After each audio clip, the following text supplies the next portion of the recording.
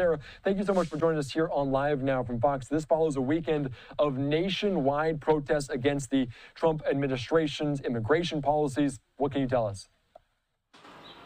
Andy, Mac, absolutely. A lot of that happening here in New York City. I'm just outside of ICE headquarters, where thousands have been gathering in response to President Trump's immigration policy. Now, he did take to social media last night, calling for the largest mass deportation program in history. I want to bring you that quote. He said in part, "The American people want our cities, schools, and communities to be safe and free from illegal alien crime, conflict, and chaos. That's why I've directed my entire administration to put every resource possible behind this effort." The day before President Trump's announcement, protesters here in New York and cities across the U.S. filled the streets, part of that nationwide No Kings rally. All this coming after the administration said late last month ICE would boost its daily arrest target to 3,000. That's up from about 650 arrests a day earlier this year.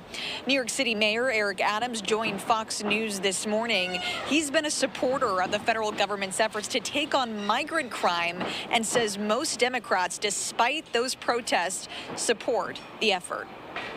The overwhelming number of Democrats in this city, they believe with me that 79% stated that if you commit a crime and you are undocumented after you serve your time, you should be deported. 79%. They believe in me in supporting our police. They believe in pro-business. They believe in not having a revolving door criminal justice system. The overwhelming number. And while trying to ramp up those deportation efforts, the president is also saying he's trying to put raids at hotels, restaurants, and farms on hold. He says he worries about the potential impacts and consequences the raids can have on the industries mentioned. Meanwhile, he also took to True Social last week, saying, "Get the criminals out of the USA." Andy Mack? All right, so very interesting in some of those immigration policies in terms of what we've seen over the weekend in those protests. Sarah Allegre, thank you so much for your time here on Live Now from Fox. All right, thank you so much. All right, as we continue on here, a live look there in Washington, D.C. at the White House. And let's continue our conversation right now about all of these immigration policies, talking about President Trump directing ICE to expand the deportation efforts in U.S. cities. Also, that you heard from Sarah about those exempting agricultural hotel industries in his nationwide immigration crackdowns. Let's be joined right now by immigration attorney right now, Kim Lincoln-Goldfinch. Thank you so much for joining us here on Live Now from Fox. What does it look like when a crackdown happens as they are expanding to the likes of Los Angeles, Chicago, and New York? How does that happen? Well, it's a whole host of factors. Sometimes we see worksite raids. Sometimes, like in Central Texas, where I am, the state troopers begin conducting more traffic stops. And there are a lot of people getting picked up at their court appointments and at their ICE check-ins. And that's been really difficult to see on the front lines as a lawyer, because these are folks who are doing everything they can to do the process the right way. They're showing up, they're following the rules, and we're seeing family separation 2.0 on the ground. We saw it at the border during 2018, and now we're seeing it on the interior. And I have been mom or their dad just ripped away, and these are people who very much do not have a criminal history. So that's my big concern on the ground, is that as they ramp up these detentions, they're going to be going after people who have no criminal record, and they're hardworking family people, and this is going to impact the economy and industry overall. I want to ask you about another aspect, the fact that they'll go after keeping exempt some of the agricultural jobs, some of the farm jobs, the hotel workers' jobs. How much of a 180 is that in terms of what the Trump administration has done? Is that a complete flip-flop?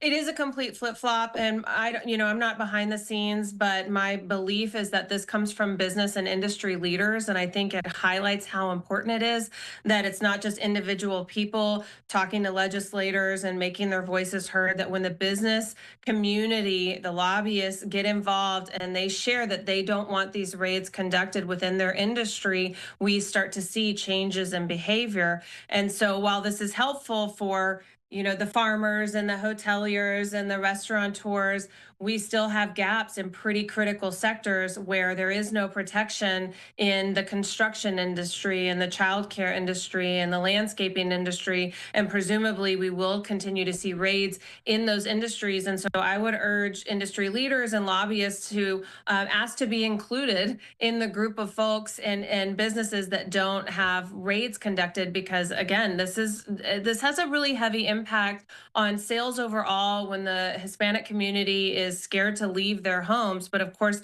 it also impacts construction when we can't find people to build homes and commercial sites. I want to ask you, just to get into some of this, because people that are here that are potentially working towards citizenship, they have the lengths of some work authorization. How many people would you say have that, and will they take that away potentially of these people that working at farmlands, working in hotels? Well, a lot of people are in some type of legal process, and I think that this is something that is often misunderstood. It's not so clear as someone who has legal status and someone who is undocumented, and you are either or. There are, for example, in my office, we do about 50 different case types, and it's a whole process. And someone may be not, undocumented, but also not in a lawful status. And I've had many clients just in the last few weeks who are in the process of obtaining a green card, and they might have a work permit and they're in some type of legal status, still get detained and picked up, and they are in detention and separated from their families. And I think that really is it's an excellent question, because it really highlights this issue where the American public is told that the Trump administration, even the clip with the mayor that you just played, that they're going after criminals and people who are undocumented. That is absolutely not what we are seeing on the ground. The people that they are targeting, frankly, are the low-hanging fruit, the easy ones for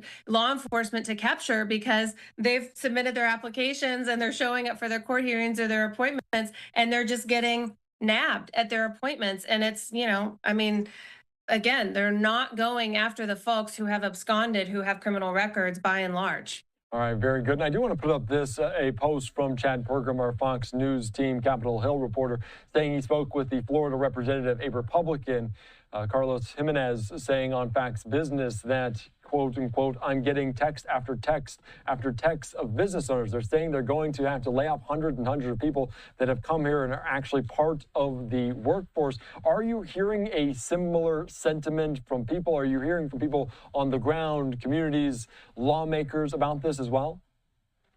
Absolutely. Of course, I first and foremost talk to and hear from my clients, but I also consult with a lot of companies and businesses about immigration matters, and they are concerned. So I really hope that the business community continues to voice their concerns, because often that's what we find can actually change course. So if someone is a business owner or is part of a group of business owners like you, bring these issues up and start expressing your concerns, because really it's not, I don't think, until they hear from the business community that they will change tactic. All right, very good. Kim, thank you so much. Kate, thank you so much for joining us. Any parting words? Because, of course, coming up next, what's next in your eyes? What happens this week or the next few weeks? Well, I'm focused on helping my clients, helping them understand how to protect themselves, how to strategize, what their rights are, what they need to do and not do. And so that's my focus right now, is getting out the important information to the community about what's happening and how they can respond. All right, very good. Thank you so much for joining us. I appreciate your time here on Live Now from Fox, bringing a great perspective as always. Thank you. All right.